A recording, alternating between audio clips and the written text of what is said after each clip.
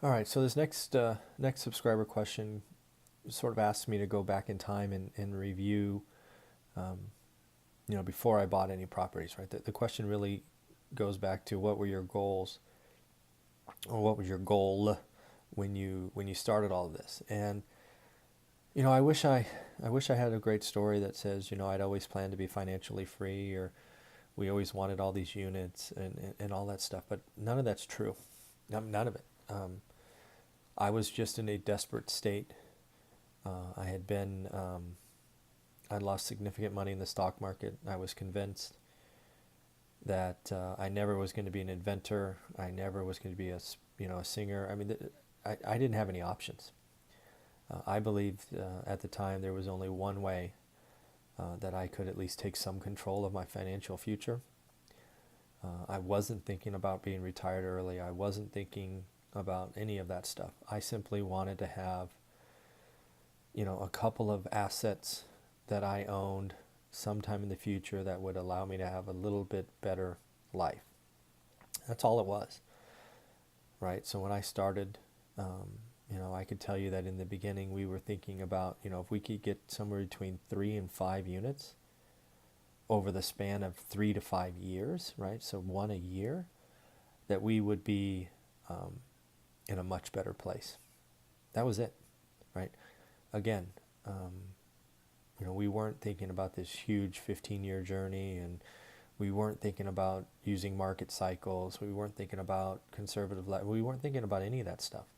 However, we knew in order to have a little bit more control that we had to do something, right?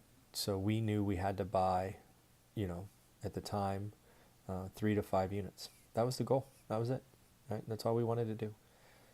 And what we found out once we were in is that we liked what we were doing. We were pretty good at it. That certainly helped that the market was rising and we could 1031 exchange and all of those things and get more and more units. But in reality, it all came down to the belief that real estate was the only way, only underlined, bold, italics, only way that we can take a little bit control of our financial future. So that was why, right? That was the goal. We didn't see any other options. We didn't want to be in the rat race forever. We didn't want both of us to be in the rat race forever.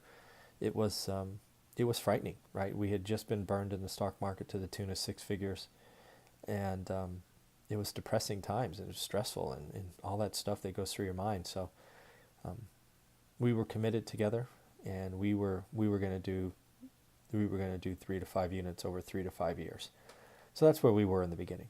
That was what was staring us in the face before we signed that first purchase contract, and that's where I thought we were going. So, I guess the other thing, just since we have another minute or so here, is once we got in, we knew we liked what we did, and we just kept trying to make the next deal better than the other deal, right? So if we got a deal that, whatever, we just tried to make the next deal a little bit better. We tried to make every property we add be better than the one we added before. So. And we weren't afraid to execute. I know a lot of people get in this game and do all this research and spend all this time and don't do anything. That execution wasn't the problem, right? So we jumped in and we got started, and then we liked what we were doing. We were active. We were constantly managing it, managing the portfolio. So that's where we were. I hope that answers the question. And again, if you'd like to ask me a question for this series, just leave a comment below. Send me an email. Because this subscriber question series is all about my subscribers. Have a great day. Take care.